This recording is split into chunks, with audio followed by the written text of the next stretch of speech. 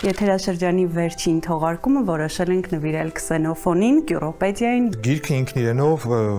ոնց որ խորենացու հայոց պատմությունը պատմական երգ է։ Թեև գիրքը գրվել է, չգիտեմ, ավելի քան 2000 տարի առաջ, կարծում եմ, որ հիմա էլ բավականին խորը եւ հզոր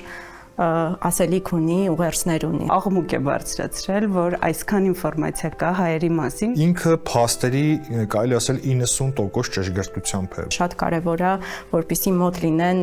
մեր անցյալի հերոսներին, մեր անցյալի թագավորներին եւ մեր արժեքներին։ Ամենամեծ, այսպես ասած, կարևոր կետը նա է, թե ինչպես է մահացել Կյուրոս մեծը։ Իրանց միավորում էր, հա, Կյուրոսին, մեր հերոսներին միավորում էր ավելի շատ այդ իրանց հատկանիշները, խիզախ էին, արդար էին։ Ինչ որ փաստերը ամեն դեպքում խեղաթյուրված են, ինչ որ փաստեր շահարկված են։ Ես ինքս սխալ եմ համարում պատմավեպով պատմության մասին կարծիք ձևավորելը եւ իմացություն ձևավորելը։